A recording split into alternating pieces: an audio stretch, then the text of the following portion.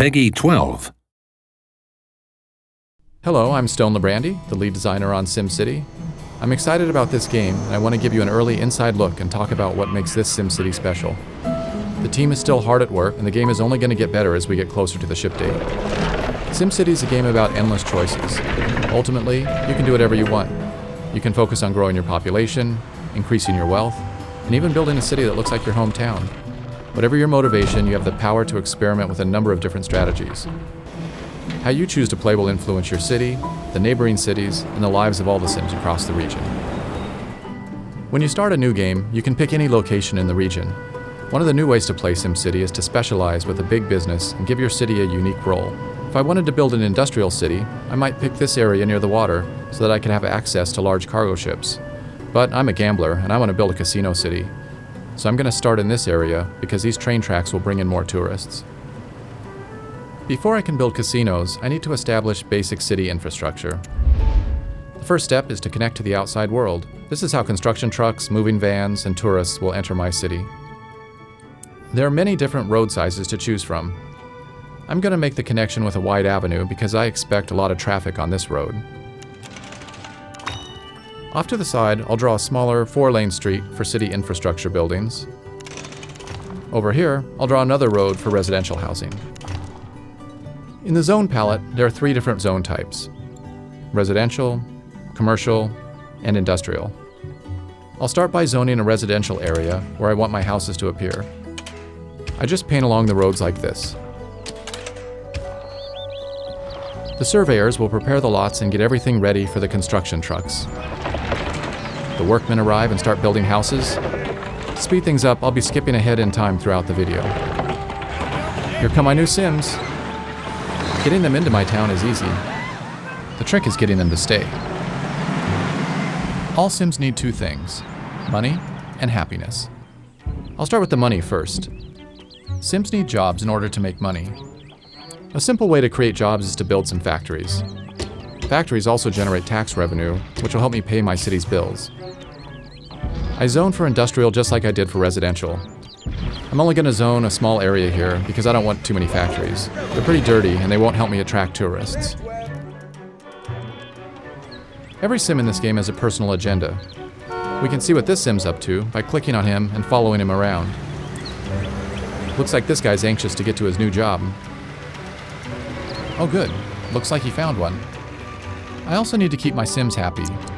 Once they get their paychecks, they'll try to spend their hard-earned money to buy happiness. Unfortunately, my city doesn't have any stores yet. I'm going to fix that by placing some commercial zones along this main strip to make it easier for the Sims to shop on their way to and from work. I want to zone for a lot of commercial buildings.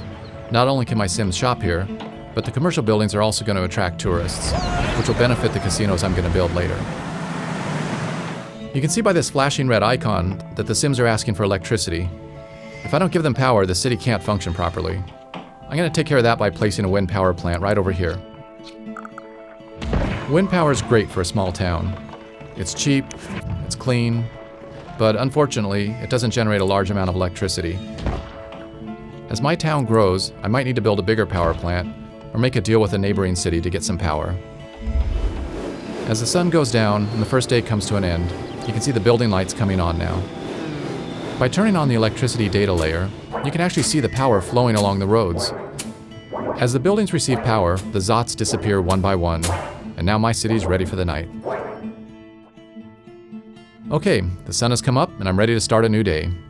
Today I'm going to work on more of the basic infrastructure that will keep my Sims healthy, happy, and productive. When my Sims need something, they don't keep it a secret. This flashing icon tells me that my buildings aren't getting any water. Let me take care of that now by placing a water tower. Before I do that, I need to see how much water is available. This data layer gives me an X-ray view of the water table. The darker the blue, the more water is available to pump. There's a large amount of water over here, so this is a perfect spot for me to place the water tower. All buildings must be placed along roads. I don't expect too much traffic out here, so I'm going to draw a cheap 2-lane road to the aquifer. The water flows along the roads just like power does. There's no need for me to construct a separate pipe network. Alright, looks like the water problem's solved. Whenever the Sims use water, they immediately convert it into sewage. In this view, you can see that the sewage is starting to build up in the pipes. If I don't take care of this problem soon, it's going to get converted into ground pollution, which creates sickness and lowers the land value. The quickest and cheapest way for me to deal with this problem is just to dump it all into a corner of the town and hope that my Sims don't notice.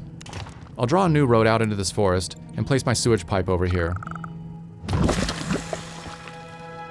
Problem solved. In addition to sewage, Sims will also generate garbage. My town is still young, so I don't have a garbage problem yet. But since I'm already polluting this corner of my town, I might as well place my dump here too. It's important to make sure that you keep your garbage and sewage away from your water supply. If the ground pollution gets into the pipes, your entire city could get sick. Garbage trucks will drive around town, picking up garbage cans and dumpsters. When a truck gets full, it'll return to the dump and unload. Eventually, the dump is going to fill up, and then I'll either have to expand it or start burning the garbage. But that's a problem for another day. I also need to keep my city safe, and my casinos are going to attract a lot of criminals. I could wait until the crime becomes a problem, but it's usually smarter to be prepared ahead of time. Notice that the data layer is showing a green overlay on the streets that are more likely to be patrolled. Crime problems tend to occur in commercial areas, so I'll put my police station over here. There, I have all my basic services in place, and I'm generating a fair amount of money in taxes too. That was a productive day. Now that I have a solid foundation, it's time for me to start specializing in gambling. To save some time, I've jumped forward a few days. My city's a little bigger, and my population has grown. As I mentioned earlier, one of the new things you can do in SimCity is to create a big business. I'm ready to start building up my casino empire now. Casinos can generate large profits, but only if you can get enough tourists through the door. I can't immediately start building a fancy Las Vegas strip. Like everything else in SimCity, I'm going to have to earn it by starting small and then working my way up to greatness. Each casino caters to a different wealth class of tourist. These casinos cater to lower class, these to middle class, and these to upper class. I only have enough money to place this small gambling hall, but if I can make it profitable, then I'll be able to unlock bigger and more expensive casinos and attract wealthier tourists. Right now, I just need to focus on getting as many tourists into this casino as possible. The regional road will bring in some tourists, but not enough for me to guarantee a big profit. To increase the flow of tourists, I need to provide an alternative mode of transportation into this city. There are several options available to me. Since we already have rail running through the city, this is an easy decision for me to make.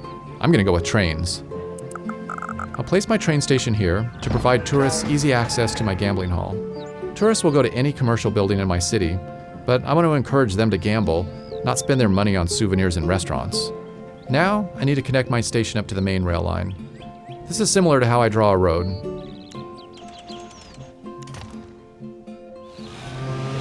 And here comes my first trainload of tourists now. Looks like my little gambling hall is a hit. I'm already making a profit, and things are looking good. My casino city is off to a good start, but I still have a long way to go. That's one of the great things about SimCity.